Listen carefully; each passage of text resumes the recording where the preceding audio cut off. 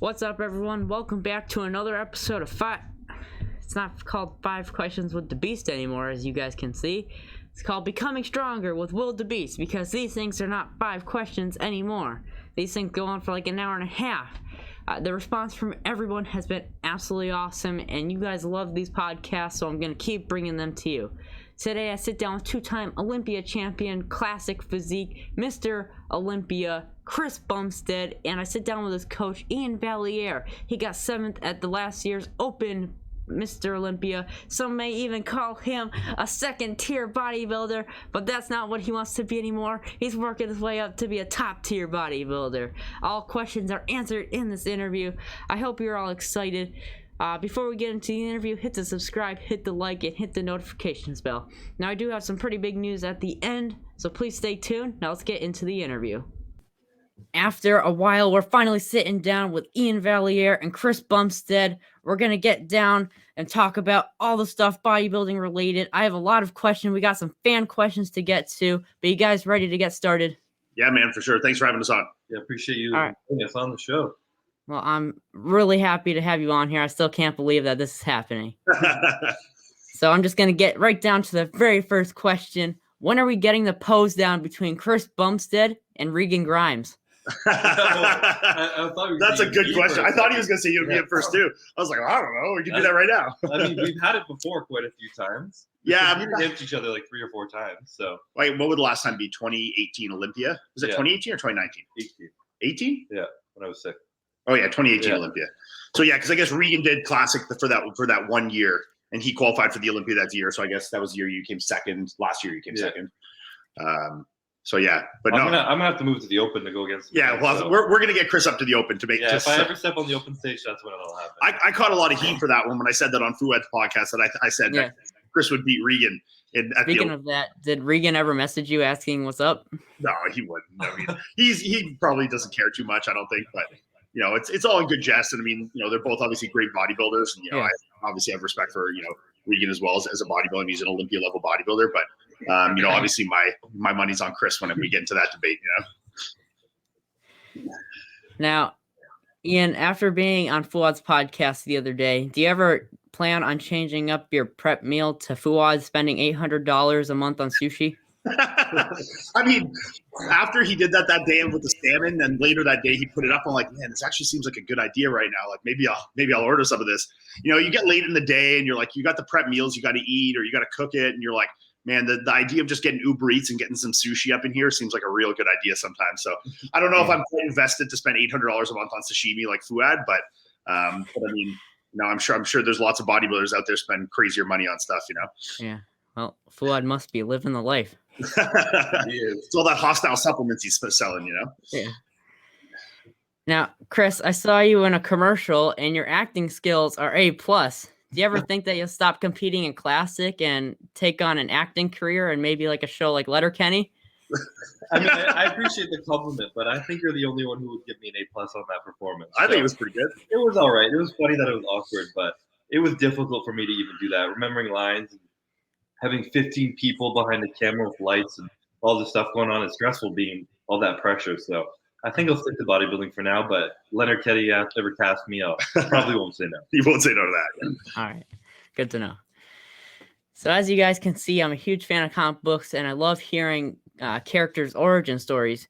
Do you mind telling me your origin stories? Like, what was childhood like for you? What was your high school career like? And what led you guys to becoming bodybuilders? Man, that's such a good segue. I like comic books. That's a good segue. I can pass on that one. Yeah, how did you get? I mean, for me, you want to go first on that one? You go first. I mean, I feel like I have a very common answer to this. Yeah.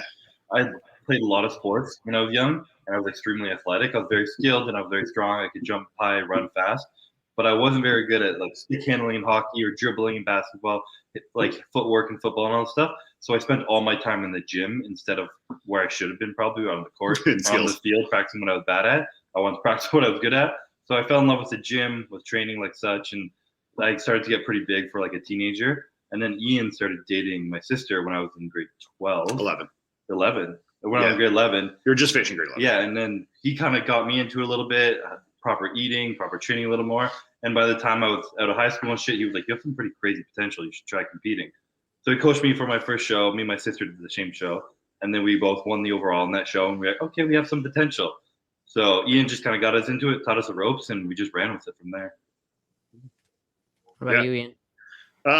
Yeah, mine's not anything too crazy either. I mean, you know, I've been doing this so long now. It's like hard to think where it like all kind of originated from.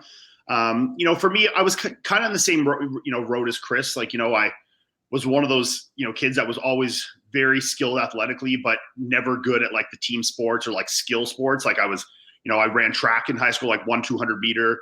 You know, and I tried playing some soccer and football and stuff with that with my buddies, but I never really got a grasp of the team aspect and, you know, the skill specific stuff. You know, so my focus always went back into track and field. And then I really liked the concept of sports where I was completely in control of the outcome. You know, like in a football game, if your other players all screw stuff up, like you're the one that also loses. Where in track and field, like if you put 100% of your effort in, just like in bodybuilding, you get out what you put in, right? It's like all on you. You're completely, you know, the man of your own destiny, right? So, you know, that was something that I really, really liked that, you know, I guess was a transition kind of from track into bodybuilding. But, you know, there was kind of like a lull, you know, when I was young and I ran track. And then out when I got into college, you know, I kind of was like, I don't really know what I'm doing in terms of sports and stuff like that. You know, I played some football with my friends here and there, you know, like extracurricular outside of school. You know, and then that kind of led me to more weight training in the gym. And kind of similar to Chris, you know, as I weight trained more, you know, I was getting more muscle and I was like, hey, this is what I want to put my focus into. And then when I was 19, I started working at a local supplement chain here in Canada that's called Popeye Supplements. So not Popeye's chicken, Popeye Supplements. Americans always think I'm talking about a chicken chain when I say this. So it's a Popeye supplement. So I started working there and a couple guys there knew about the local bodybuilding scene. They were like, hey man, like you got some good muscle on you. Maybe you should try competing. And at this point, I knew nothing about bodybuilding. Like I didn't come from, I'm not one of those guys that grew up like, you know, emulating bodybuilders. I didn't know about all the, you know, 90s guys. I didn't know about, you know, the history of bodybuilding. I didn't follow anything. Like, you know, I knew, you know, the typical Ronnie Coleman, like, yeah, buddy. And I know who Arnold was. And, you know, I knew that kind of stuff that every kid knows really.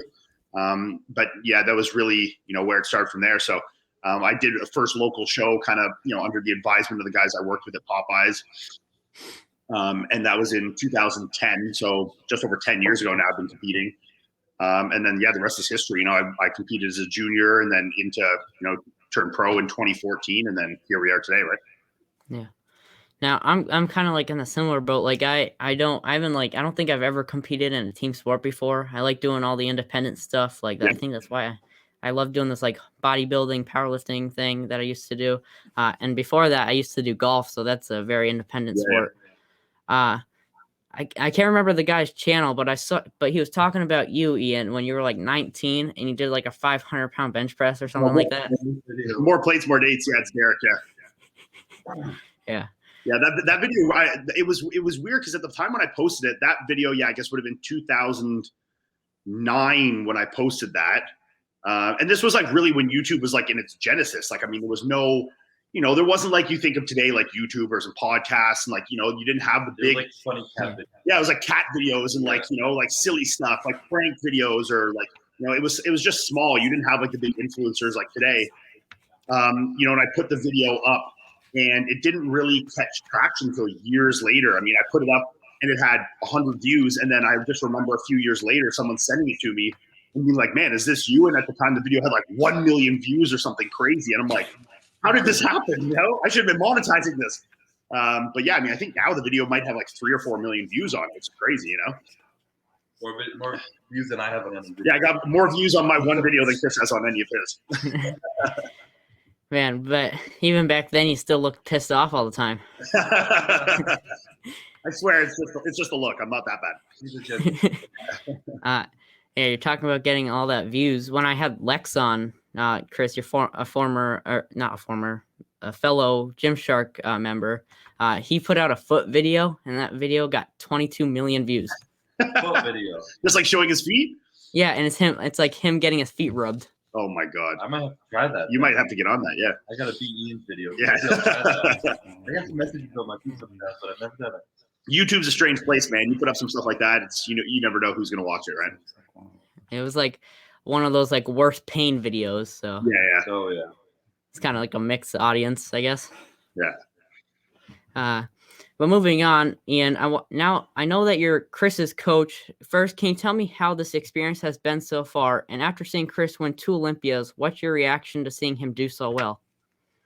Oh, that's an interesting question. I mean, obviously it's been cool to see the progression and the evolution of, coming from, especially because I've been part of all of it, right? I was there for the very first show all the way up to the most recent Olympia, so I've seen the whole transition, all along. But that being said, being so close to it and being in it, it's not like when someone's looking at it from the outside where they see it. It's like almost like when you watch yourself grow as a bodybuilder, like every day, you don't really notice the changes, but when other people only see you like once a week or once a year or whatever, they notice it more. That's kind of how it was with Chris. Like I was so in it and seeing it. You don't really notice it until you look back at it. You're like, holy shit, look at what this guy's accomplished, and obviously as much as it's crazy, it's not something that becomes surprising to me. It's like, it's crazy, but it's not like I'm like, wow, as if this happened. Like I see Chris, I see the work he does, and I know, what he's capable of. And it's not like I'm like, holy cow, this is a miracle. It's exactly what you kind of expect,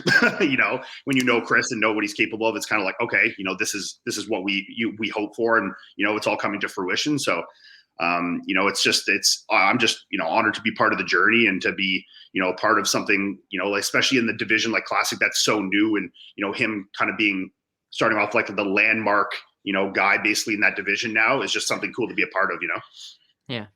Now you're talking about like changes and stuff. Over a year ago, I weighed just about 100 pounds in my freshman year of high school. Yeah. So, and I was on the wrestling team and I wrestled 106. And this year, right now, I'm 140 and I've grown about like 4 or 5 inches in height. So it's been a pretty dramatic change. So, yeah, that's a big change. What grade are you in now? I'm a sophomore. So that's grade 10, right? Yeah. 10? Yeah. Okay, so 1 year, put 40 pounds. Yeah. That's wild, man. That's crazy, yeah. Yeah, I went from having 3 meals a day to 6 meals. That'll make a difference right there. Yeah. The real meals, yeah. When you first started coaching Chris, did you ever expect him to win the Olympia? I mean, like I said, it's, when he started, I knew obviously he was special and different than everybody else. I mean, even when he was competing, his first show as an amateur competing as a junior, he even won the men's overall of the show. Like I knew it wasn't just like any normal kid, but it's really hard. Like, especially when I was competing as an amateur at the time also, like I didn't turn pro until 2014. So when he started, it wasn't until like a year later that I turned pro. So it's hard when you're not in that world to like visualize that world, now being a pro and competing in that world. If I saw an amateur coming up, I could really be like, holy cow, like this is something he's capable of. But I was also an amateur at the time too. So, it's really hard to like foresee something that you have absolutely no concept yet, but I mean, like I said before, and it's not something that doesn't come as any surprise to me. Now that it's happened, I don't look at it and be like, wow, that's crazy, or wow, it's a miracle. It's like, okay, yeah, this makes sense. This makes sense when you see the evolution, you see where he started, you see the work he's put in. It's not like it's like some crazy thing to conceptualize. You're like, okay, this makes sense, and it's exactly what you'd expect if you knew Chris, right? There was also a classic division. There also wasn't classic. That's correct. Chris actually turned pro as a bodybuilder, Yeah. so I mean, it was different at the time. Like he turned pro at North Americas as a bodybuilder, and it wasn't just right till he turned pro that the classic division even came to fruition. So. At the time, like the concept of winning the classic Olympia wasn't even a thing, right?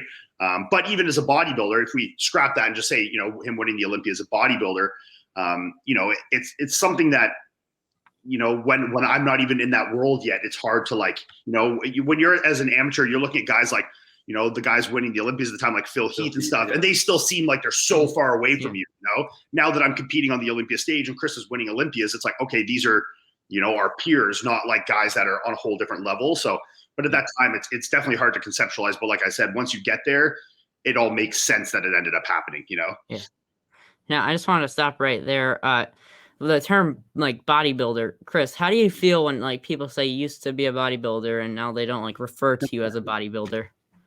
I've never cared myself with titles at all. I'm proud of my work. I know people who respect what I do, and if there's a name on it that people want to say, call it whatever you want. I'm still happy with what I do and proud of it, and that's really all that matters to me. But I'm technically not a bodybuilder either. So if someone said I'm not, then I'll be like, maybe you're right. Maybe. But I'm a competitor, and we're damn good ones, so I'm not going to complain. Yeah, I still think you work very damn hard. So I appreciate it. I mean, and the thing is that where Chris differs, and Chris did turn pro as a bodybuilder, and I mean, and no disrespect to anyone, like I said on Fuad's podcast, I think that if you put Chris against some of the top tier bodybuilders, he would be competitive, if not better. So I mean, I think that's where he's a little different than some of the other classic guys. Maybe guys that moved from like men's physique up into classic. Chris actually moved from bodybuilding down into classic. yeah, So he's kind of the one of the different guys in that. Like he was a heavyweight bodybuilder that moved into classic. It's not like he was like a middleweight or a men's physique guy. He was with the big boys and then moved into this class because it fit his physique and the look that he really likes a lot better, right? Yeah. Now going back to the whole coaching thing, Chris, did you ever think that you could win the Olympia without the help of Iain? I mean, I never thought I could win the Olympia, period, to be completely honest. When you asked Iain that question, part of the reason I don't think you would have ever thought I would have won the Olympia, neither of us, I don't think, looked that far ahead. Yeah. We were very, like, when I first competed, I just wanted to step on stage. And then when I won, I was like, holy shit, like, I want to do provincial. And like, holy shit, I want to do junior national. And it was, like, always one step ahead, and I never really thought I was going to have a chance at winning the Olympia until I came second at the Olympia in 2017. I was, holy shit, maybe I can do it. Yeah. But the question of terms of doing it without Iain, I've never even considered doing it without him. He's been my coach since day one, and whether or not it's been the coaching or just like the role model he's been in bodybuilding, seeing what he does, like he was always years older than me and ahead of me in size and consistency and everything, and just seeing that, to me, that's the standard. That's bodybuilding. And then sometimes when I go see other people and they're missing meals, they're having shitty workouts, I'm like, what the fuck are you doing? Iain, I've never seen Iain do any of that shit. So he's like my standard of bodybuilding, and that whole mindset, plus his expertise of coaching, like helped me like I endlessly, however you say that, to become Mr. Olympia. So I never even thought of doing them without him. Yeah. Now I kind of have like the same mindset as you, where I like have small goals where I lead up to one like big goal. I think I talked about this with Fuad. Like right now, it's like get to the weight where I want to be, and then get onto a local show, and then just prep for that or whatever. Just take it small, and then have just one unrealistic goal so you can always keep chasing it. Absolutely. I mean, I think that's the fundamentals of goal making, right? It's like, you set these small goals and these things that you can constantly be achieving, and then you have to have that like one, goal that's, almost on the verge of completely unrealistic, but it keeps you hungry and keeps you motivated and chasing towards that, right? Yeah. That's one thing when I go to like expos and meet people a lot, they always come up to me and there's two main questions I get asked. One's like, how can I become Mr. Olympia? Or how can I become a sponsored Gymshark athlete? I'm like, and they're just starting out. They're like, I'm just starting out. I just started YouTube. I like just started working out 6 months ago. And then they ask me a question like that. I'm like, those are some end goals. You got to focus on your little things before getting there. Yeah. So like you're on the right track. It's like it's the whole saying of you got to walk before you can run, right? Yeah. I mean, it's people just right out the crib or trying to run the 100-meter like Usain Bolt. I mean, you gotta crawl, you gotta waddle, you gotta walk, run. It's like you gotta do these things in stages, and to have the end goal being like, hey, I want to run the 100-meter like a Usain Bolt isn't bad, but you have to set the small goals along the way to really drive yourself and progress towards it, right? Yeah. So, I wanted to ask you guys, what do you guys think of this, and how important is it for me to have a coach right now? I mean, I think a coach is, at your age, I think a coach is less important for like the actual science of it than it is to have like, when it was with me starting off with Chris, it was just like someone, like he said, like someone that he looked at and that was doing things that he wasn't, or doing things right, and someone to kind of emulate, I think that's really where you should be, is, finding someone that's like a good role model and someone that's kind of, emulates what you want to become, and I think if you find someone that's like, hey, this person's living the lifestyle of bodybuilding or powerlifting or whatever, and this is kind of what I want to be like, for me, like, say you're someone that's coming up and you like that kind of like rough around the edges, hardcore bodybuilder, and might look up to someone like James Hollingshead or myself, or these guys that are kind of that more blue collar, like hardcore bodybuilder. I think these are the kind of guys that you want to find someone like that you can really emulate and kind of latch onto them and kind of grow alongside them. I think that's really what the best thing is. I think at your age, obviously the information is important, but I think that building the good fundamentals and the good habits and really getting to know who you are as an athlete and know yourself is really the most important part. Yeah, I talked to Fuad the other day on a phone call, and he was saying right now is the time that's crucial for me, to have a coach so I can learn, Yep. about bodybuilding, and I can learn like the crucial movements that I Yep. need to know. Yeah. And Makes sense. Yeah. yeah, don't get me wrong, I absolutely love this guy. He's very nice. He's funny. But it's this thing has been very frustrating.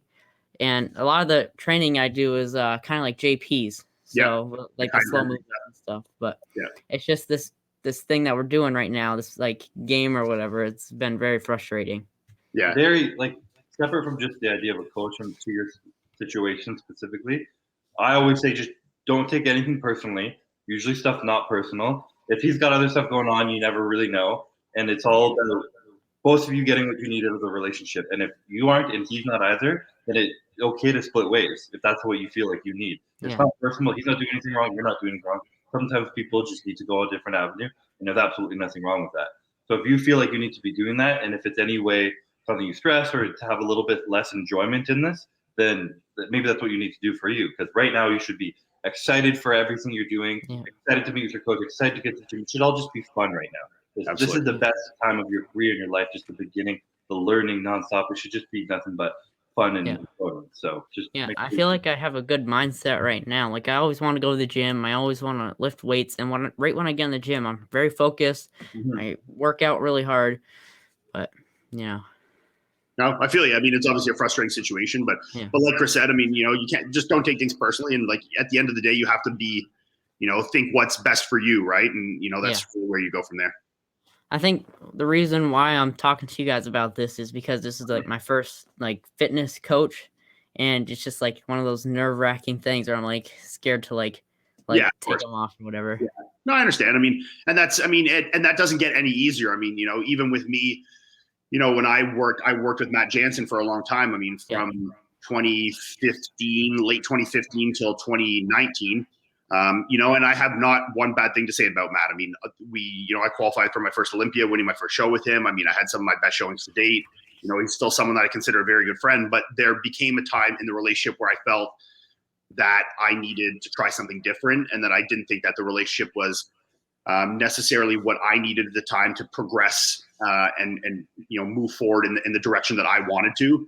And it was nothing personal against Matt. It was nothing like that. And obviously, even me being a top tier pro at the time, it was still a very difficult conversation to have. And I felt I can completely understand where you're coming from, that it's not an easy conversation. It's something that you're going to sit there and ruminate and think over and over on. But at the end of the day, I made the decision based off what I thought I needed for me and what I needed, to make me feel happy and me feel fulfilled and me feel to continue enjoying my bodybuilding career. Right. Yeah. And you worked with Greg Doucette, right? I did. He was like the very first coach that I actually paid for, worked with. I had some local friends and stuff when I was really, really young that kind of just helped me out here and there.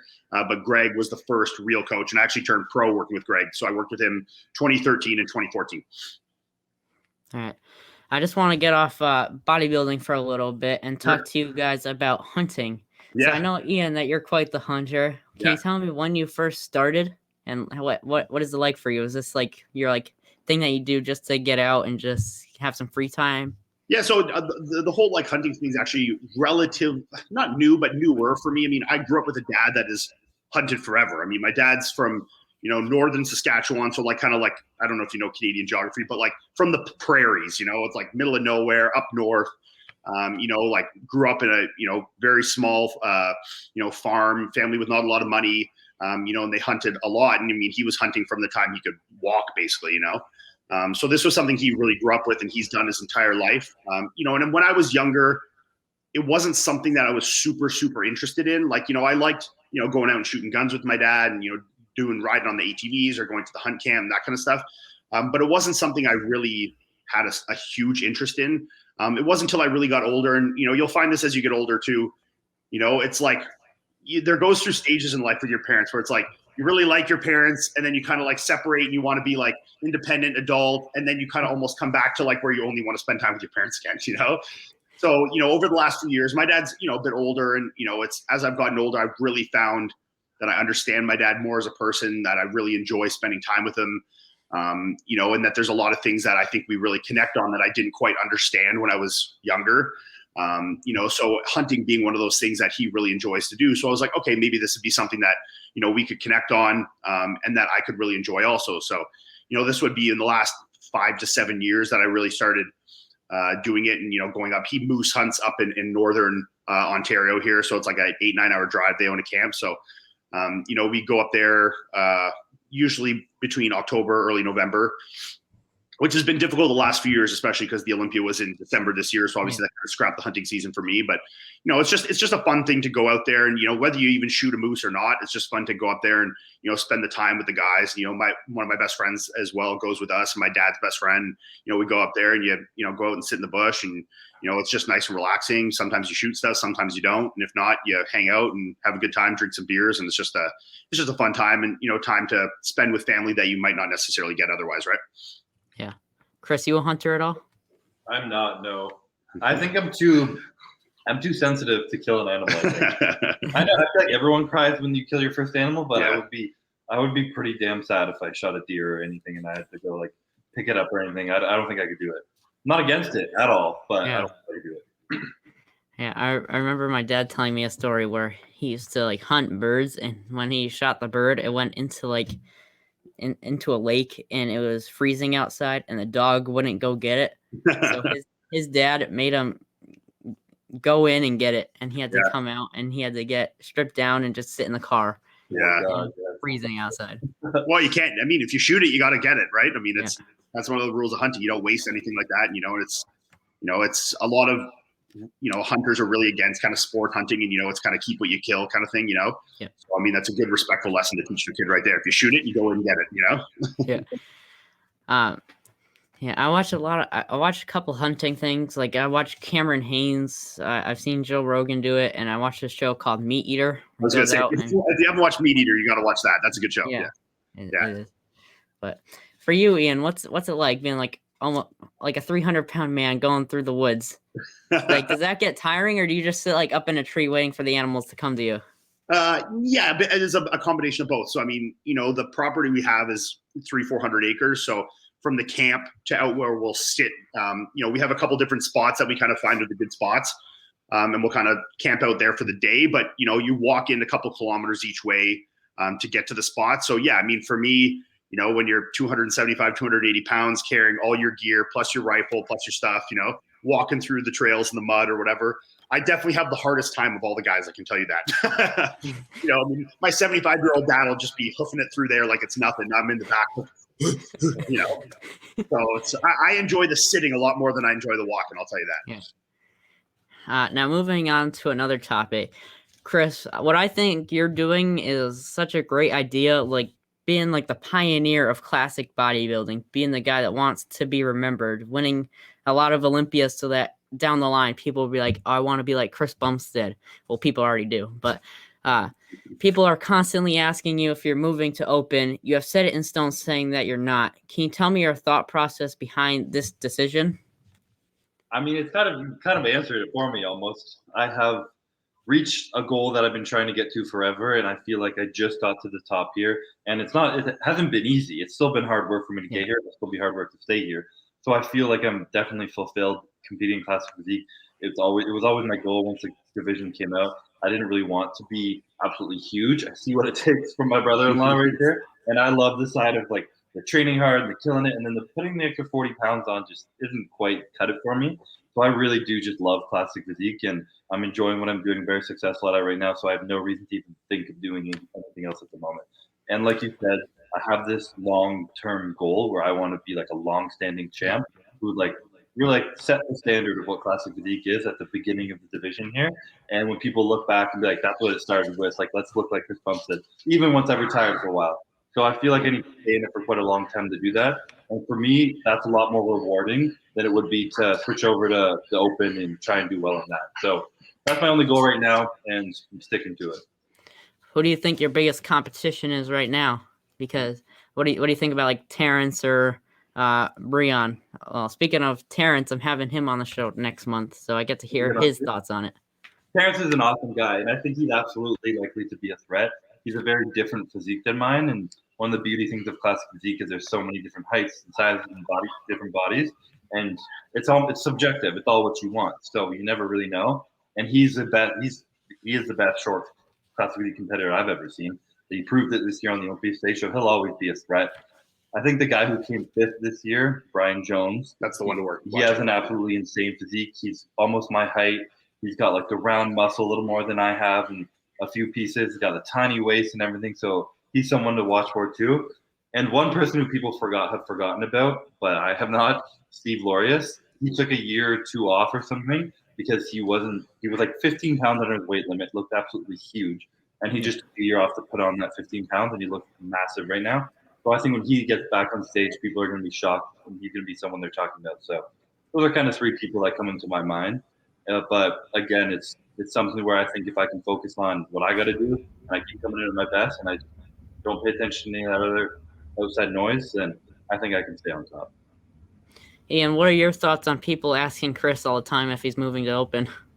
I think it's funny, and sometimes I just like to troll them a little bit, and sometimes I'll throw out, that Chris is switching over. Sometimes I just give a different answer depending on what my mood is that day.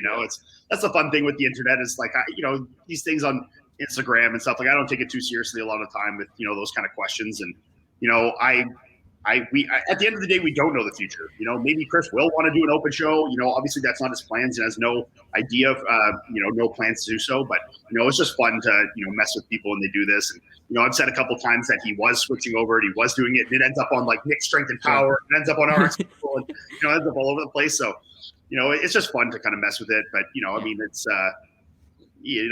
whatever he decides to do, I'm full support in it. But like he said, that, he's being successful in the division he's in. Obviously, he has a goal to kind of be, the tried and true name in that division. I think that's really the right move.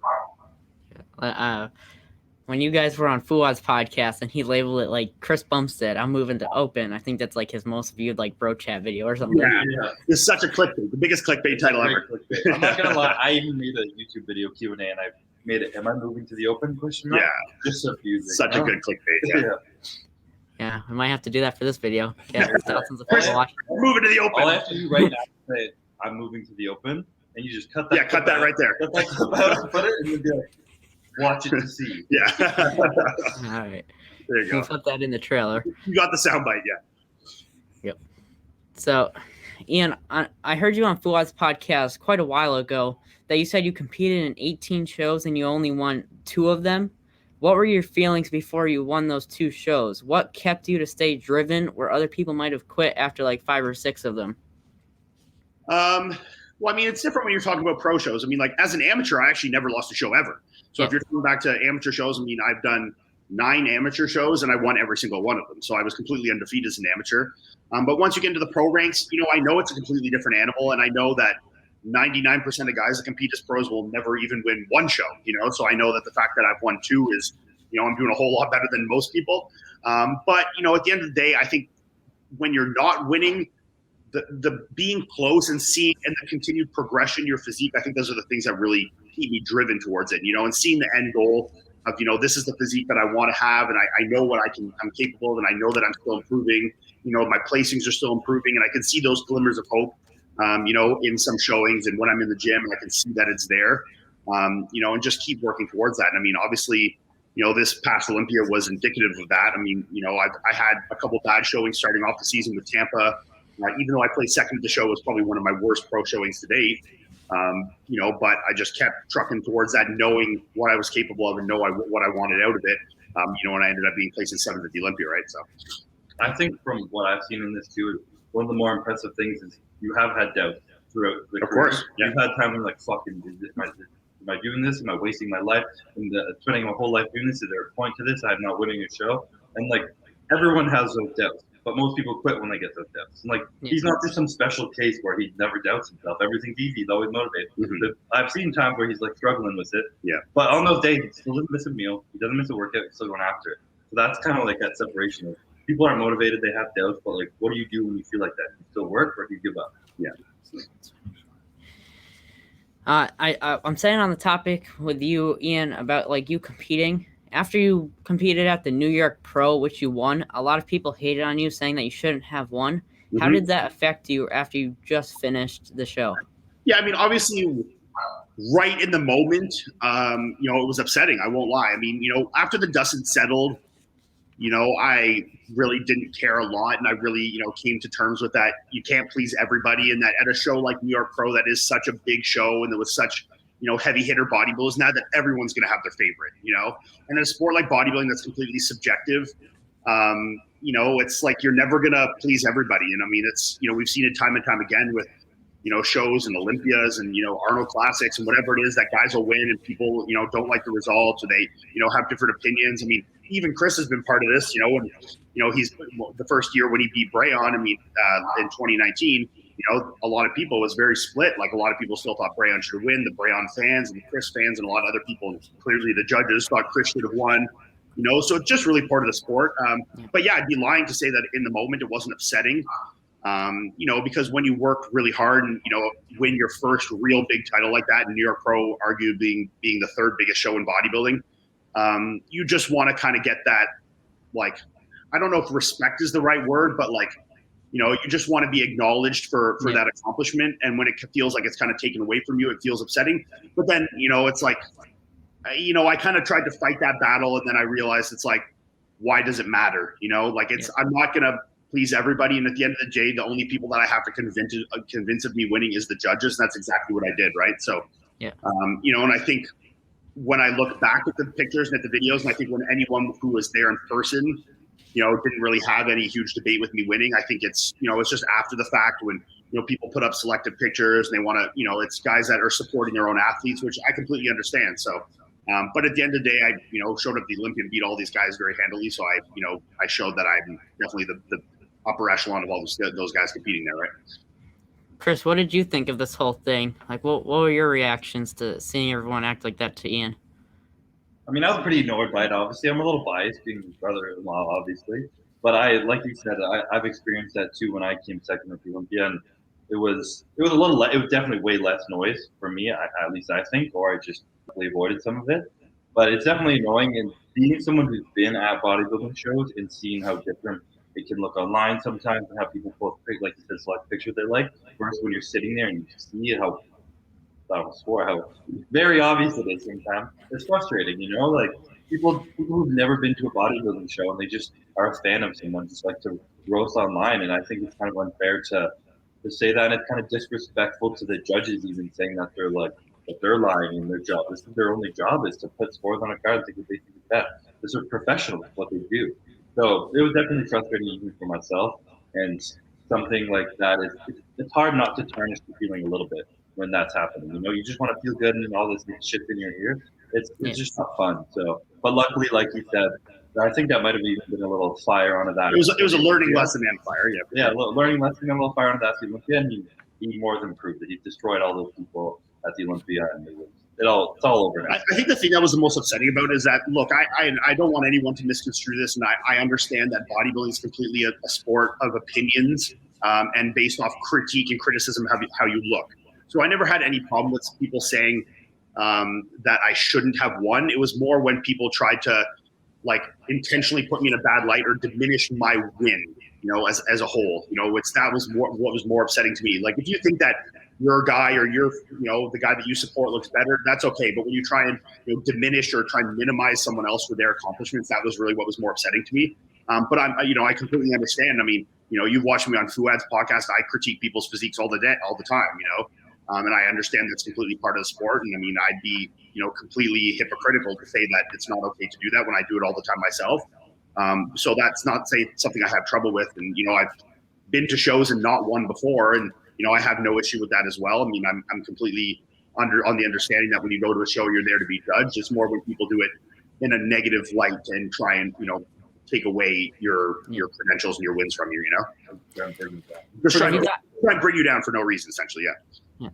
Have you guys have you gotten better at like kind of like blocking that all out and ignoring what people say about you, or are you always like checking the comments, seeing that? I've gotten better. I mean, I have my days. I mean, I think between New York Pro and the Olympia, that was definitely something that I learned right after New York, and that really helped my mindset going into the Olympia, was kind of try and block out that noise, just focus on myself. And I think the look that I had in the Olympia was indicative of the focus that I had into that show and not worry about the outside noise.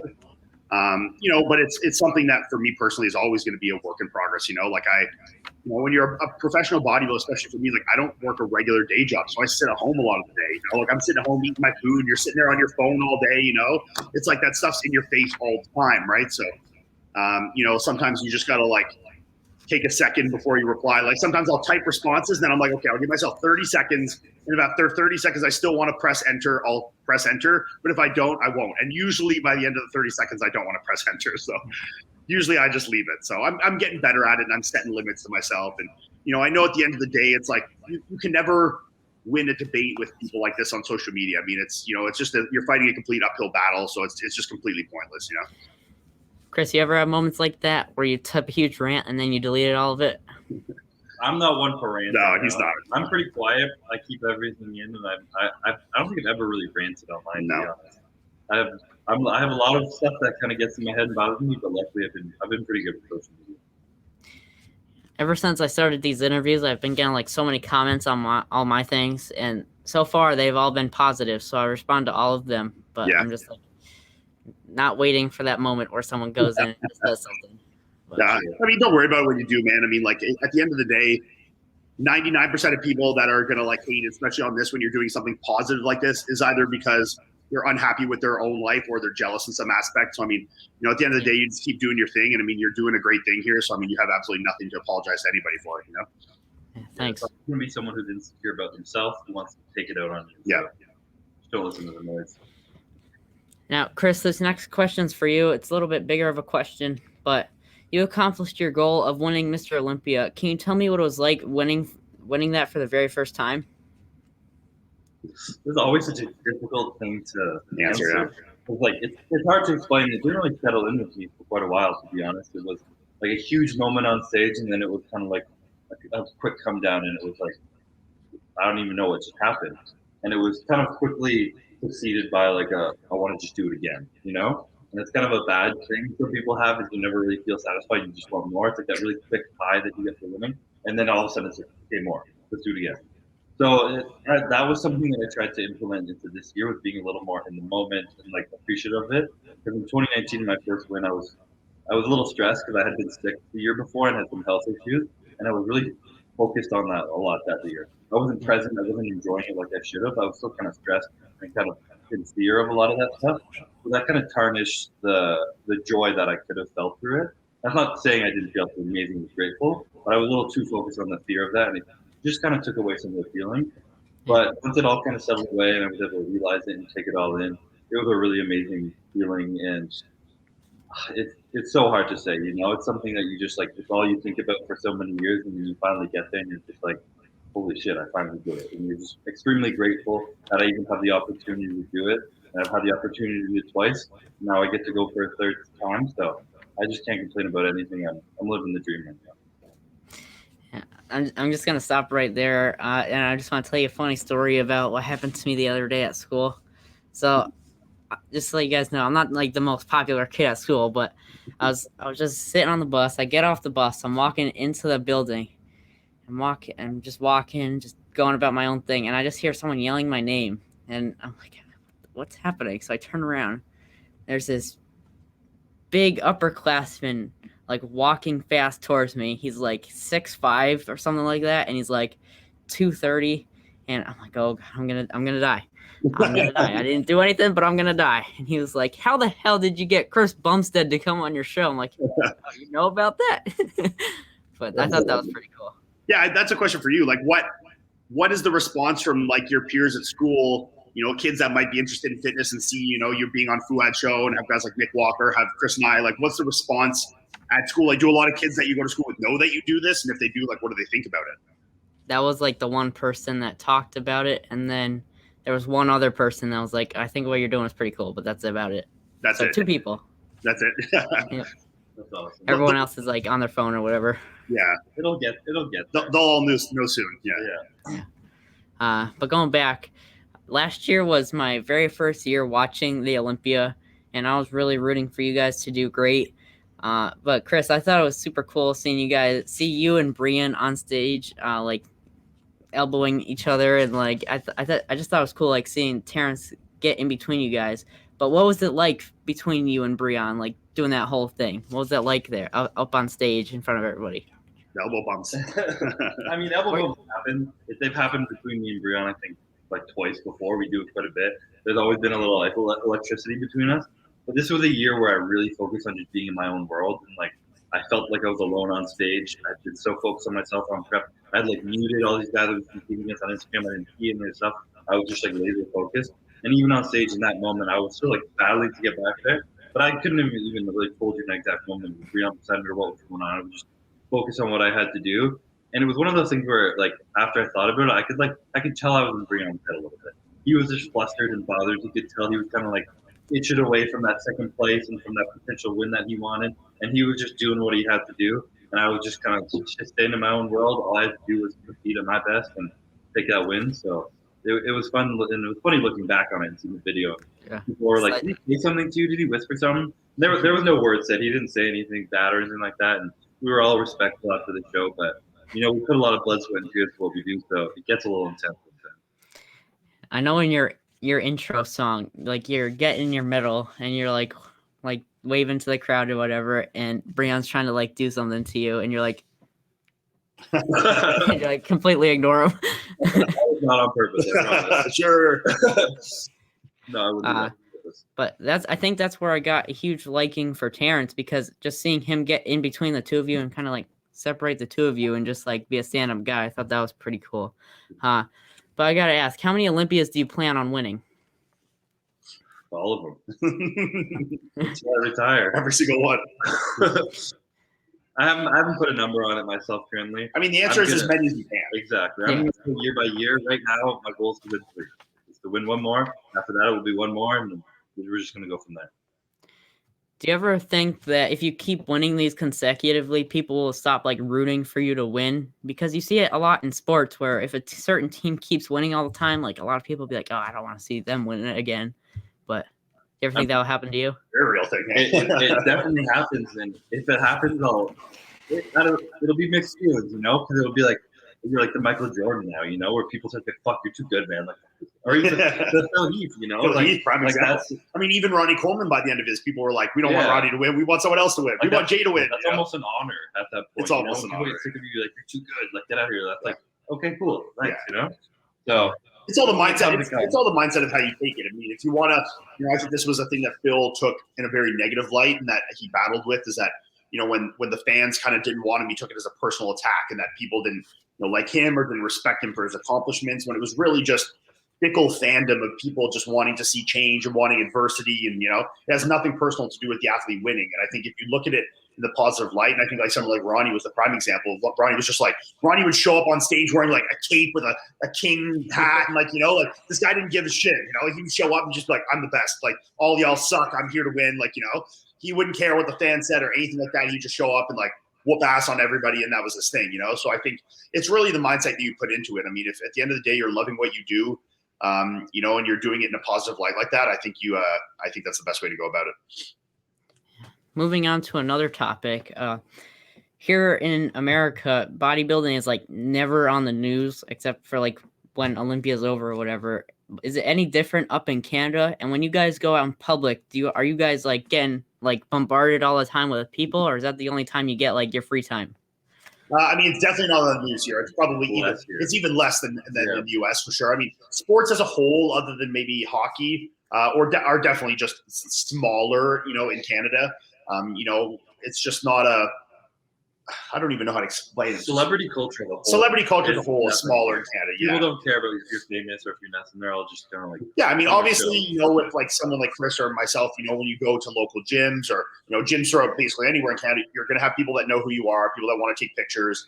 And like Chris, obviously, here and there gets noticed even outside of a gym. The social media world is big now, and with that amount of followers, you're obviously gonna have people that know you and recognize you and are fans of you. But it's not like if some A-list celebrity went out and tried to walk down through Times Square. It's not like Tom Cruise trying to walk through Times Square.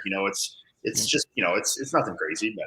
No one knows who we are at grocery stores. No, if you go to the regular grocery store, it might be once a month. You might have someone be like, "Oh, are you Chris Bumstead?" Or "Oh, you're Iain. I follow you on Instagram." Like you might have that happen once a month. At gyms, it's every day, but That's, and if you try the same gym every day, it stops happening because you see those same people every day. They say what's up and they know you, and then they're used to you being there every day, but it dies off pretty quick, Well, speaking of A-list, I hear Shaq is hitting you up. Yeah, he's hit me up a few times. I threw a little chirp at him in my Olympia speech. I was kind of chirping him for bulking too hard, and yeah, he took a good. Luckily, he sent me a DM saying he said he loved me actually, and that I was a sexy beast. So big compliment from the sexy beast. Yeah. When you guys are like at the gym and people are coming up to you, does that ever get frustrating? Like, do you ever just want to be alone all this, like certain times, or what do you like? How does it feel? No, I mean, at the end of the day, I mean, it's not like it's never to the point where it's like so detracting from your work. And I think it's your onus as a person and as a professional athlete to also like know when it's appropriate to cut a conversation and be like, hey, like it was nice meeting you. I got to finish my workout, blah, blah, blah. If it's kind of dragging on too long. But I mean, at the end of the day, I'm very appreciative that people know who I am, period. Like the fact that we're accomplished enough in a sport that we love and something that we do that we would be doing for fun anyways, that people will notice us and recognize us and appreciate us for our accomplishments is obviously something that's it's awesome, So I mean, whenever someone wants to come up and chat at the gym or say what's up or ask me a question, I'm more than happy to talk to them and take a minute. I mean, I'm not like so serious with my training that like every second has to be like, oh, crazy all the time. Like if someone wants to say what's up and most of the time now people are usually good. Like if they see you in the gym and they want to take a photo, they're like, hey, I don't want to interrupt your workout, but whenever you're done your workout, can I get a picture with you? And I'll be like, yeah, no problem. So I'll finish my workout. I'll go find them, snap a picture and go on my way. It's easy, It is one of those things where you got to like, if you're respectful, we'll obviously be too, Like, yeah. If people come and say, I'm so sorry I didn't want to come up. I'm like, fuck, take a picture. Yeah, like, let's go. What's up, man? Like, do it for sure.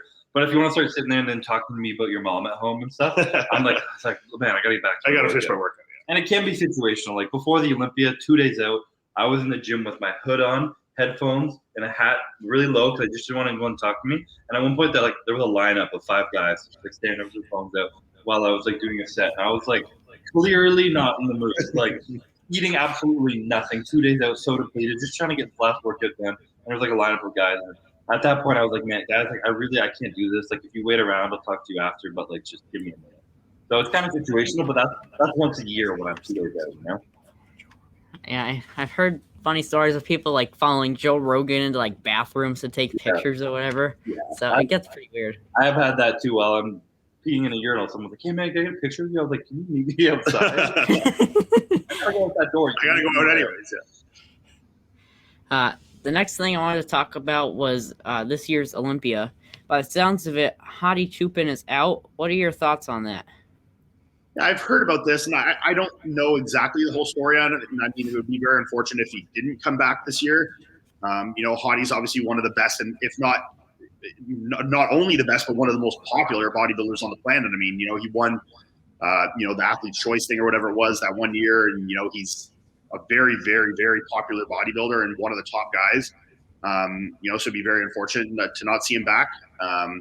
But I mean, even if Hadi's not there, there's still a lot of good storylines coming. I mean, hopefully we see Flex Lewis this year make his way to the Open. There's a lot of guys that weren't in at the Olympia in 2020 that'll be there in 2021.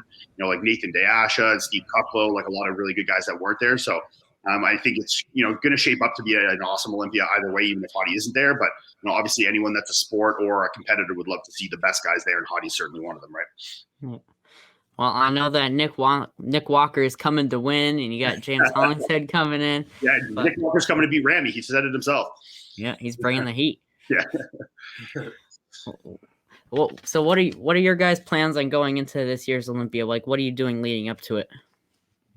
Well, I still have to qualify. So because only the guys that place in the top 5 requalify for the next year. So I have to requalify because I play 7th. So my plan is to do Toronto Pro, which is end of August. If that doesn't happen, I'll probably try and do Tampa, which is a couple weeks before that. So I'll kind of decide as things go. But yeah, I mean, it's, like we said before, it's one step at a time. My goal first is to win that show. And then after that, my sights will be set on the Olympia and going full force into that. Obviously the dynamic for Chris is different because, his focus is on the Olympia every year, right? He wins an Olympia or qualifies from, his high placing, and then he gets to go back every year. So, he's 365 days thinking about an Olympia. So it's a very different dynamic, obviously. Yeah, for me, it's kind of if it ain't broke, don't fix it. Yeah. Every year I was second, I knew I needed to be better to be first. When I was first, I felt like I didn't really earn it quite much, and then I earned it a little bit more, and I feel like I can still earn it a little bit more. So it's keeping that mindset that I'm not nearly done, and just for me, it's keeping my head on straight like that. That I have a lot of work to do. Got to stay hungry and just put my head down and do the work. So it is definitely nice only having to do one show a year, and I can structure my year very perfectly like that. So great to be doing that. And one last Olympia question for you. What's it gonna be like when you qualify and you get to the Olympia, when you get on stage with all those people that you do a podcast with? It'll be awesome. I mean, I've competed with James twice before, and Fouad twice before, but it's been a long time. I mean, the 2 times I competed against James, he wasn't as good of a bodybuilder as he is now. I mean, he wasn't winning shows. I mean, I compete against him his pro debut, which was the show I won in Spain.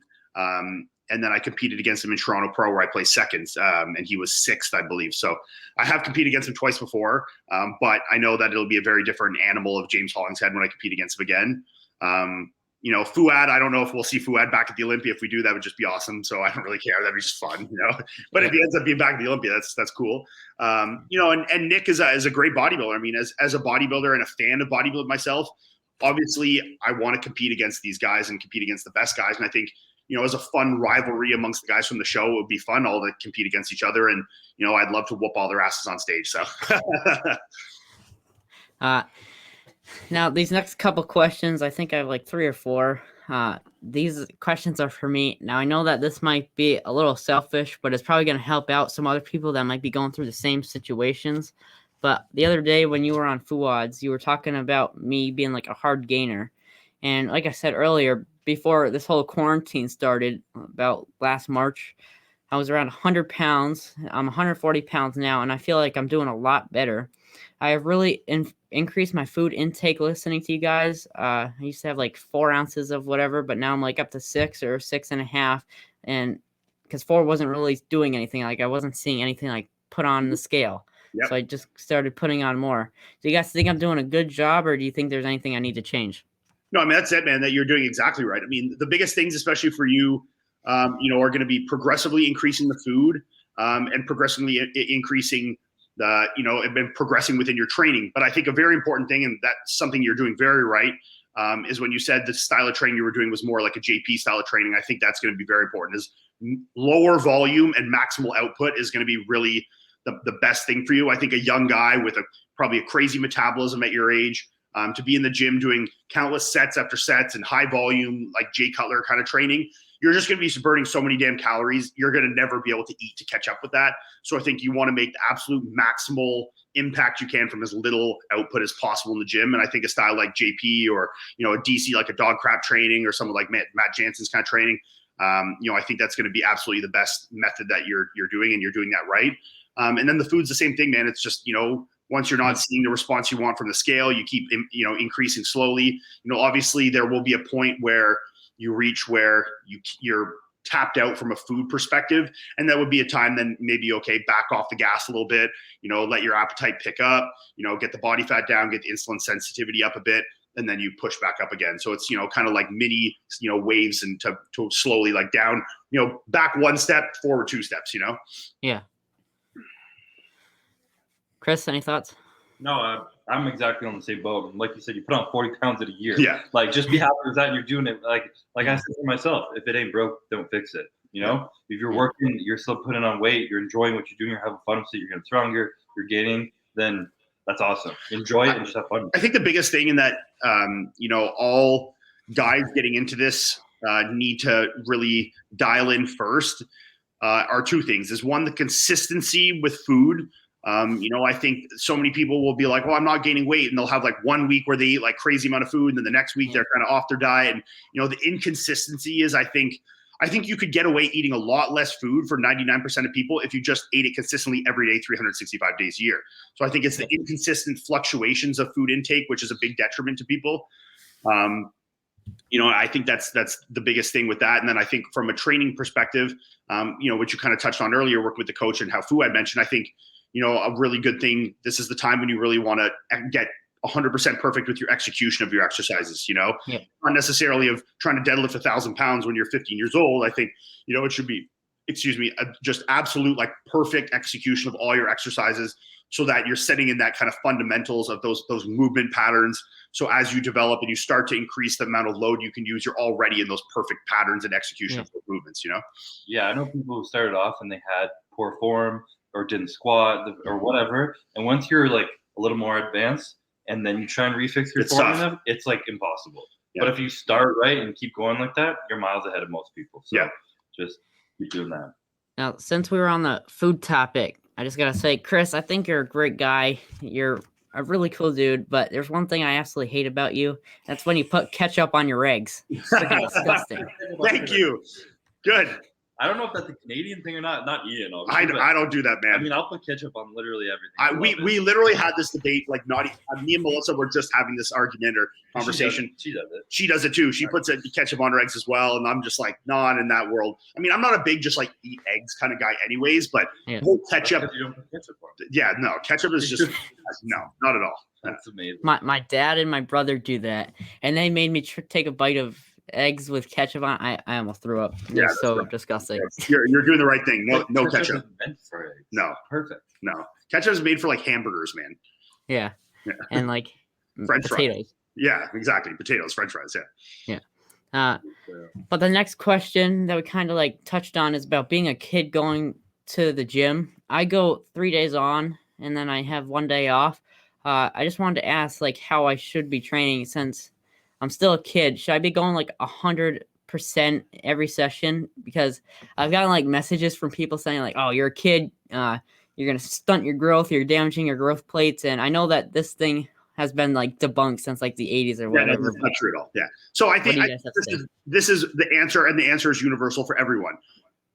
How hard you train and how hard you should be training is completely indicative of how your recovery is. And if you're recovering fine and you find you're progressing in your strength, and you're progressing in your ability to grow and your weight from maximal output, then there's absolutely no reason not to be doing that. If you find you're putting in, this kind of output and you find your recovery is bad, your sleep's getting bad, your strength is declining, okay, then maybe it might be time to take the foot off the gas or reduce the training volume or something like that. Change one of those stimulus a little bit. But I think for every single person, unless barring an injury, there's absolutely no reason that you cannot train 100%, 99% of the time. I think that's always the way that you should. And I think, just like when we talked about getting into that habit of execution patterns, I think that getting into that habit of pushing yourself in that state of I hate to use the word pain, but like of, that feeling of, when a set starts to get hard and kind of pushing yourself through that threshold is a lot of thing. Not a lot of guys get accustomed to early. And like Chris said, it's something that's very hard to adapt to later in life when you kind of already built this, this is the feeling, it hurts now, I'm going to stop. And I think that's something that when you're young and you can build, okay, this feeling is normal. This is the feeling I want to have to know that I'm progressing and push through that to a set to true failure. I think that's a really good habit and a good pattern to build young. And I think a lot of guys will progress a lot more in their training and in their bodybuilding if they really learn what the feeling of true failure is, Yeah. I know we're reaching the hour mark. I have 3 questions left and I have like 10 quick fire fan questions. You guys good? Yeah, man. All right. So the next thing I want to talk about is style. Now, Ian, you can sit this one out if you like. But I know that a couple of years ago you had the bleached hair, but you could give some input. I got the one hair, yeah. What are your guys' thoughts on style? Is this something like everyone needs? And what are some clothing brands that you guys recommend for like Instagram and that sort of thing?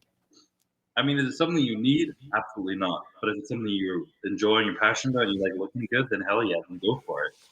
I've been someone who I like to have like a almost casual look where I'd look like I'm not really trying, but it's like put together, Like I'm not trying, but I am. Yeah, exactly. It's always like casual, like the average person doesn't recognize, but if someone who knows, like, oh, it's kind of cool swag, That's kind of my personal thing I like. My favorite company right now is a company called Fear of God. It's pretty expensive to be completely honest, so I don't love it. But like the whole, like for me, I like oversized clothes. I like oversized t-shirts, and that's partly because I don't like wearing, especially as like someone who's decently jacked, I don't like wearing like tight shirts in public. So I like having something oversized. I like that style. And then, my style's pretty basic though. I like wearing simple shoes like Nike and Converse, high socks, black shorts, and an oversized t-shirt, just simple. Yeah, well, you talk about like wearing the baggy clothes, like when you're in the gym and you have the big sweatshirt on. Everyone's, oh, look at that skinny guy, and then you take it off. Whoa. Exactly.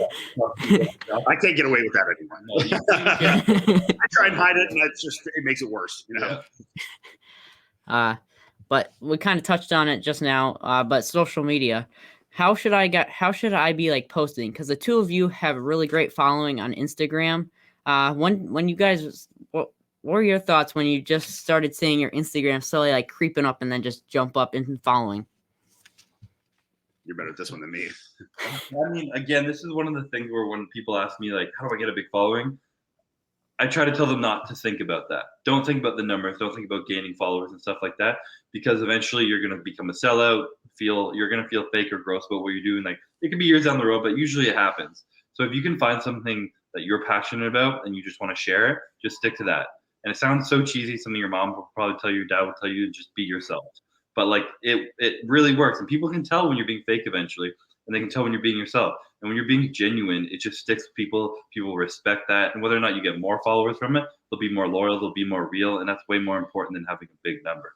So, and I think this is 100% true, because I think that's really when my following started to grow. Was not more so when I started, winning shows like New York Pro or placing at the Olympia or whatever. It was more when I started being unequivocally myself, and people really got to identify with who Iain was. When I started doing the Q&As, and I would give my like blunt, sarcastic asshole answers, and I was doing, Fuad's podcast, and, I'm a really like kind of in your face, kind of say anything kind of guy.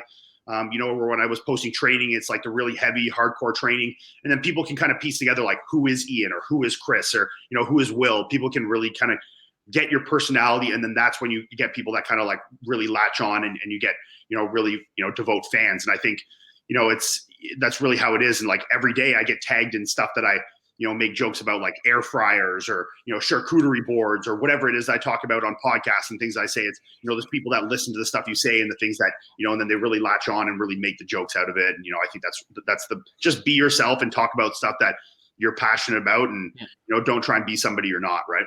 Yeah. As you guys can see, I'm like a huge nerd. So I like comic books and stuff, but I like, outside of like these fitness videos, I make comic book videos. And I know James has like his video games that he live streams, but I think it's just good to have an outlet. And I reached out to an artist that I had on the show, and he's going to be making me a logo. So it's going to be pretty cool. That's cool. Yeah. Cool. Yeah. And so you're into comic books. Are you into anime at all? A little bit. A little bit? Okay. Yeah. You watch Naruto? No. No? Oh. I know everyone watches that, but I kind of I like to watch like the stuff that not everyone talks about. Yeah, for sure. Everyone talked about it. I never got into it, and I just started watching that last prep, and I just binged it every day. Yeah. Yeah.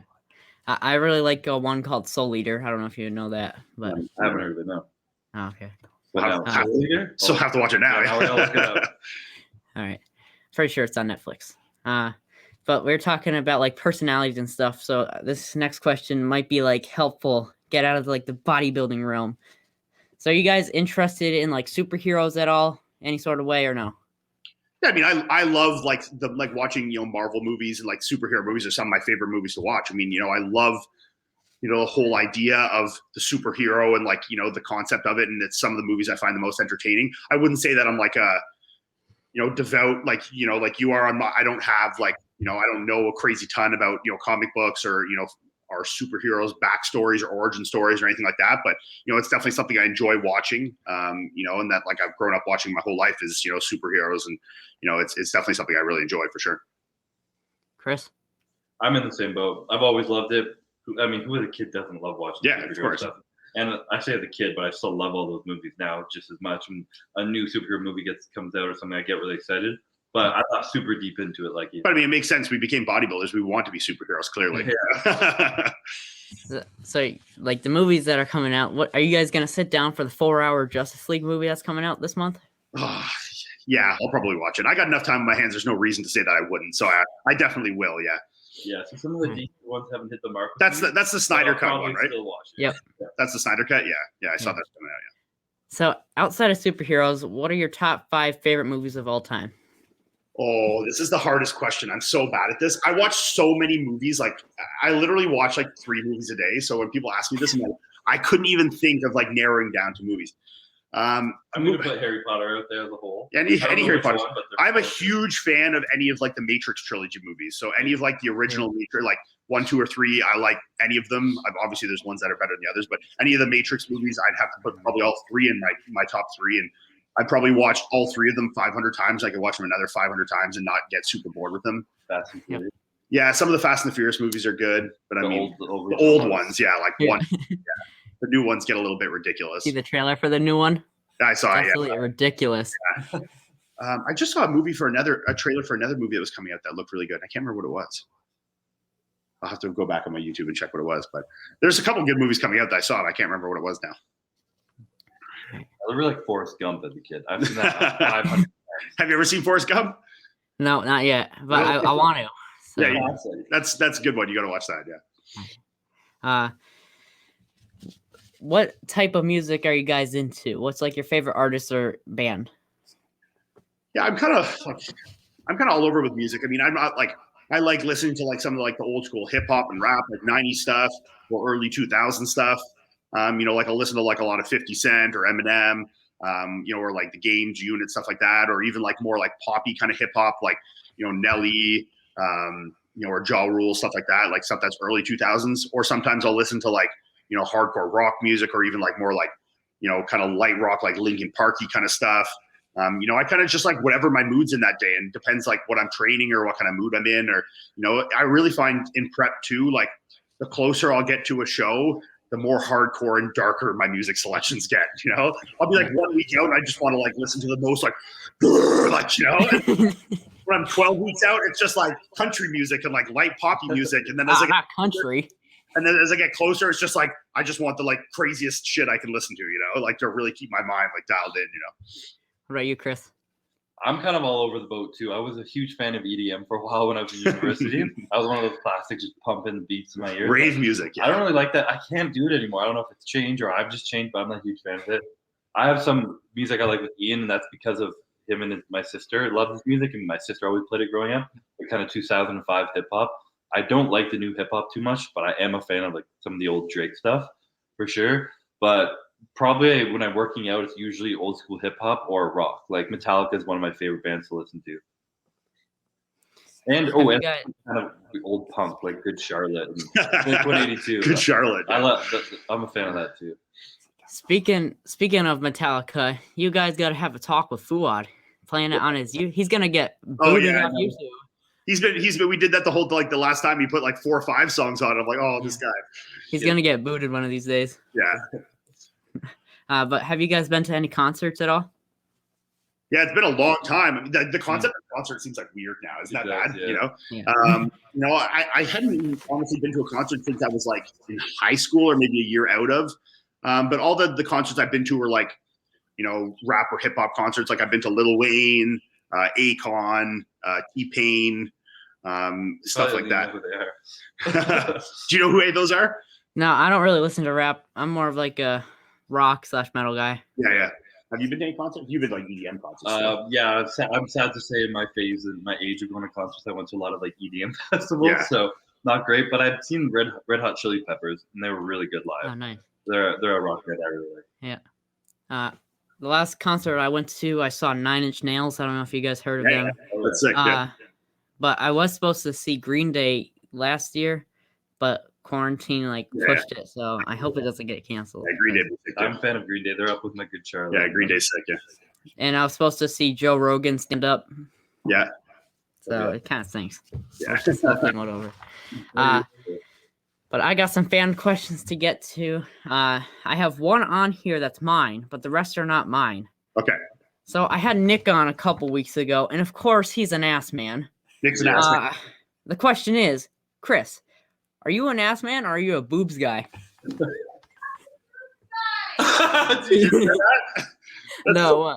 Courtney downstairs. He yelled, I'm a boobs guy. Courtney yells, he's a boobs guy. Now, Ian, before you answer the question, I know the correct answer to yours, but if you get this question wrong, the wife's going to be in pretty big trouble with you. Well, I'm in big trouble no matter how I answer this. But I'm definitely an ass guy. But Melissa's not going to like that because she doesn't love her ass. So she's going to be like, he doesn't even like me. Your wife just got surgery. This guy, for Courtney's converted me more to an ass man. So best of both worlds, you know. All right, moving on to other people's. What's your most embarrassing gym moment? Oh, I remember once. This wasn't so embarrassing, but the second you said it, it sticks in my mind. I remember when I was probably 18 or 19, and I was training with my buddy Connor, who's like one of my good childhood friends. And he stayed over at my house that night, and then we went and trained early in the morning. And this was like when you're young, when you like want to eat like ridiculous amounts of like crazy food before you work out. You know, we ate like the biggest breakfast ever, like 10 pounds of bacon and pancakes, and like thought we were gonna get huge sick pump, you know. I got to the gym and he wanted to do like these crazy arm supersets, and we were like 2 sets in, then I just threw up all over on the floor in the gym. The only time I've puked in a gym. And it was in the YMCA, and the YMCA had carpets in there. So it was like all over the carpet. It wasn't even like it was like hard floors, like in the carpet, you know. So luckily the gym was pretty quiet, so it's not like it was, you know, tons of people there, so it wasn't like embarrassing. But I remember the second you asked that question, that's the first one that pops out in my head for sure. Yeah, I don't do anything crazy, but I definitely remember in college and university when I was living on res, the food wasn't the best. And I remember being at the gym and just like, it wasn't an accidental fart. I went in the corner, I just had to let it rip, and I let it out. And then like I remember like a few girls walking by, and like they like didn't look at me or didn't do anything. I just avoided eye contact, but I'm pretty damn sure they knew I just like practically shit my pants in the corner of the gym. So that wasn't fun, but that's probably the only thing that really comes to my mind. I was watching Ron Partlow and James Hollingshead do a session, and like Ron threw up everywhere outside after he trained with James. Yeah. But who would win in a fight between the two of you? Oh, probably at this point, Chris. I'm too big and slow now. I don't think I'd be nimble enough. It's probably a little more into my favor now, but we have wrestled once before when we were a little under the influence, and he took me out in a second. I was pretty inebriated, to be honest, but he put me into a headlock, and I was just like, I couldn't move. So I think I'd be like the typical overweight guy in a bar fight, and like 30 seconds in, I'm just like, yeah. You know, I was smart and I could like keep my distance. If he could keep his distance, I could tire him out real quick. But if he like grappled me or something, I don't think I'd get out. Did you ever have any fanboy moments early on in your career? Like us seeing someone else and fanboying over them? And then just like, yeah, I remember just the first time I ever went to the Olympia. So this would have been 2014, I believe. Was like just when I had turned pro, and I'd never really been around like a thing like that. And I was working a booth there, and it wasn't anyone in particular, but it was just being in that, that area and seeing the pros and like, how big all these guys were. And I was like, holy shit, this is crazy. And I remember 2015, when I went back the next year, not like he was like a super big name or anything at the time, but this guy in person, I remember I was working, I was with a company called iForce at the time, and he was with Evogen, and he was at the booth across from me. It was Justin Compton. And this guy at the time was like the biggest human. Even today, I think was the biggest person I've probably ever seen. Yeah. Like just like his calves were huge, like so thick, like, he was working the booth right across from me. And I remember that whole weekend, I just like, my ego was just completely shattered. Like having to look at that all day. I was like, I'm so small. Like, he was the biggest guy I've probably seen. That was probably the most like fanboyish bodybuilding moment I've had for sure. Yeah. I never really came around too many bodybuilders and any like walking up to people. Sorry. You're okay. I never really had like ran into too many people, but I remember my first year competing. I was backstage and I saw Phil Heath pumping up. I'm a huge Phil Heath fan. I was holy shit, Phil Heath is pumping up right in front of me. Yeah. And that was like a really cool moment for me. I still remember being back there. I bumped into Remy and like that was just a lot of fun for me. So that for sure. But I think the only person I really got excited for and lined up for to take a picture is my now girlfriend, Courtney. She didn't know who I was at the time. I was nobody. I was at the Arnold working a booth, and there was a lineup of people, and I snuck back there and got a selfie with her, and then got to meet her 3 years later, and here we are. I remember watching like the video of you like getting ready to go out on stage, and then Rami came walking over, and you're like, "Oh yeah, yeah." With that, yeah. 3 years later, and I'm still in shock when I see that guy. Everyone's still in shock when you see that guy. The next question is, what would you guys be doing if you weren't bodybuilders? Oh, nothing. I'd be homeless. I don't know. Man, it's so hard to answer a question like that when your entire life, my entire adulthood has been basically one progression into a certain thing. Like I really don't know anything else other than bodybuilding or like, being a personal trainer, like being in this fitness world in some aspect. And I can't imagine, even if I wasn't being a pro bodybuilder, I wouldn't be in this world in some capacity, whether it was still, wanting to train athletes of some kind or, doing nutrition stuff or what it was. I think this is what I'm definitely the most passionate about, and whether I was competing or not, I don't think that would change. So yeah, I think it would still be in this world no matter what, Yeah, I mean, I was going to university, initially didn't graduate, but I was going for health sciences because I loved science and I liked biology, and I wanted to become like a chiro or physio or something. And I quickly learned that it wasn't really smart enough for that. I went 7 schools and 7 years of school, and I wasn't ready. My sister's more the really smart science person, and I was good at bio in high school and stuff, but it kind of ended there. So now I like to think that that would have led me into becoming like a science teacher for high school, because I had a few teachers in like grade 11 who impacted me a lot, and kind of like I was being stupid and stuff, and they kind of put me on the right course. And I think that those years in grade 11 and 12, right before heading out into the real world, if someone's really impactful in your life, they can really help you a lot. And I think I would have been pretty good at that and understanding some kids, and I think I would have had a lot of fulfillment from a career like that. Nice. Everyone has setbacks. I recently lost my grandfather, and he was like a dad to me because I didn't have a dad growing up. How do you deal with major setbacks like that and then bounce back and keep going? This isn't me. This is someone asking. Just make sure. You want to answer that one? That's a deep one. Yeah, that's deep. Yeah. I think the thing with any things like this, with when you face any adversity in life, is you have to just realize that like life goes on. I mean, obviously these things are hard. We all face adversities, and in the time they're gonna all feel like the world's over, or like that this is a huge blow, and it absolutely can be. But at the end of the day, you have to realize that life goes on, and that these people, like if you lose someone important in your life, they wouldn't want your entire life to stop just because of them. And you have to realize that that just stopping everything and not progressing with what you're doing is not going to help anything. And I think that that's the absolute best way to approach it, is just to keep pushing on. And I think it's it's like it's the not how you, what's the saying, or like it's not how many times you get knocked down to get back up kind of thing. I think that's really what it is, right? Yeah, I'm for sure the same way, and I'm someone who tries to really like apply a good perspective on everything in my life. Just totally lost my train of thought. Wow. I had something I knew I wanted to say, and I just lost my train of thought. Put that good perspective and but yeah, I try to have a good perspective on things. And so with like when you lose someone and it's really hard like that, in those moments it's gonna be hard, but once you learn to remember them for like the things that they made you really happy, you said it was like a dad to them, just be grateful that you had those times with them at all, and that you have these good memories to look back on. It's almost like a teaching lesson. When something hard happens, you can look at what the good's coming from it, or what good did come from it, and kind of learn in a way to grow from it and change your perspective on it to focus on the good instead of focusing on the bad. Yeah. All right, so I have 2 more fan questions, and I have 1 question that I ask all my guests at the end. Do you guys want like a funny, like kind of like not kid question, or do you want like a kind of like okay question? Give us a funny one.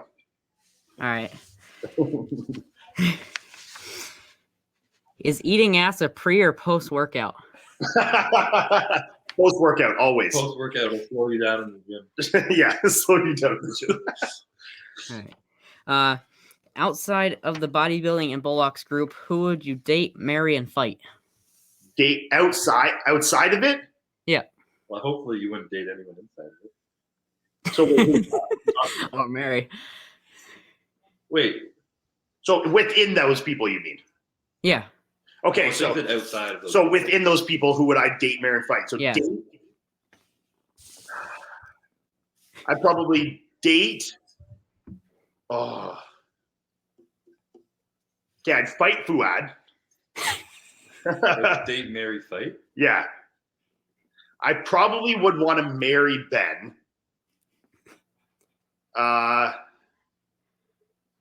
Then I can't decide if I want to fight Nick or Fuad, but either way, one of those two. And then I would probably date James. All right. I'd probably want to marry Fuad. You want to marry I Fuad? think he's got a nice house and nice car. Yeah, but Ben's like a good guy. Got a kid. He's a good dad. He's got successful businesses. Like that's like Ben's like dad mode. You want to marry Ben, you know? James does everything with his money. He puts that in like a safe place. But Chris, keep in mind that I've been on there. You want to fight me? I don't know about that one. I'll keep away from that. Yeah, I'll still go with marrying Fuad. I'm a gold digger. I'll run for that. Yeah. I'd date Nick because he's absolutely hilarious. Yeah, Nick's I've trained with him before and it's killed me. Nick's funny. I don't know who I'd want to fight though. Guy. I'd fight Iain so we could answer. Oh yeah, you can fight me. So we could answer. Then we can answer your question. Yeah. All right, so the last question I have for you guys is kind of for people that are like me who aren't the most popular kid in school, people that aren't doing anything right now, but they want to go out and do great things. What advice can you give for these type of people so that they can go out and be great? I think the biggest thing is, yeah, and it's all one of those things that like when you're young, it feels like that is like the reality, you know, like the world you're living in now is like your eternal reality when it's like this, you know, like the world you're living in now. Like, man, I can tell you the amount of kids I went to school with that were like the most popular kids in school and the kids that like, you know, were the best on the sports teams or, you know, had the most friends. And they're the guys that are like working at like Walmart now, you know, and like some of the kids I knew that were just like, you know, minding their own business, sticking to their grind, you know, doing what they were passionate about, you know, are the ones that end up being, you know, the ones that are having the last laugh at the end of the day. Right. So I think at the end of the day, I mean, you have to realize that the world you're living in now isn't the forever world, you know, and like, obviously I know it can be tough, you know, when you're living in that and that's your reality at the time. And, you know, if people are picking on you or if you know, you go to school and you're not necessarily having as many friends as the next kid. But, you know, this world of like school and high school, it's so small in like the world of that you're going to live in. You know, I think you just need to look at, you know, like we talked earlier about staying true to yourself. And, you know, I think if you try and conform to who other people are just to get more friends, it's not going to make you happier in any way. I think by being, you know, authentic to yourself is really the best answer. And then I think the people that are true to themselves and stick, you know, keep their nose to the grindstone and stay doing what they love are the people that ultimately end up, you know, having, you know, the most success and the most, you know, enjoyable lives, right? Yeah, I completely agree with you on that. When you get older and you look back at those years, seems so inconsequential. They don't mean anything. Yeah. And the thing is, when this isn't everyone, obviously, I can't do a blanket statement. For a lot of popular kids, the reason they're popular is because they're being fake and they're just trying to please everyone around them. And long term, if that's what you've built, that makes you happy and that's what brings you like fulfillment and whatnot, it doesn't last. It makes you feel way worse than later on in your life. You start to feel awful about yourself and horrible. Versus the people like you were saying who stick to who they believe they are and their passion that they have and their own grind and everything. That's what they learn to the kid, and they keep doing that in their older years, and they're way ahead of the people who haven't learned that. So that's the most important thing. All right, guys, I want to thank you so much for doing this podcast. It meant a lot. I still can't believe that this has actually happened and sit down with you guys. At first, I wasn't sure if it was actually going to happen because we were supposed to do this last week, and then it kept going. But thank God we actually did it because I had a great time. I hope you guys had fun as well. We did, man. Thanks so much for having us on. Absolutely. Yeah. Be happy to come back anytime. Appreciate it. Yeah, that's speaking of, I would love to have you guys back on and do like my own kind of bro chat. Like Iain, get you on with some other open, and Chris, get you on with other classic competitors. Maybe get on Breon, get some fire going up in here. There you have it, everyone. Another interview with the Beast in the books. Today I sat down with two-time Olympia Classic Physique champion Chris Bumstead and his coach Iain Valliere and the person who got 7th at Mr. Olympia. It's still surreal to me that I actually had this opportunity. It blows my mind that I can do this, and I want to thank everyone for all the support that you've given us. Now, at the beginning of the video, I said that I had some pretty big news, and the news is that I'm going to be starting my own type of bro chat. It's gonna be my friend Samantha Renee, who competed in women's bikini for IFBB, and we're gonna be taking people from all different types of categories that aren't talked about a lot. We're gonna have men's physique on, we're gonna have figure, bikini, everything that 212, just everything. We're gonna try and shed more light on this whole bodybuilding thing because this is truly an awesome thing that a lot of people should be aware of. So I hope you're all ready.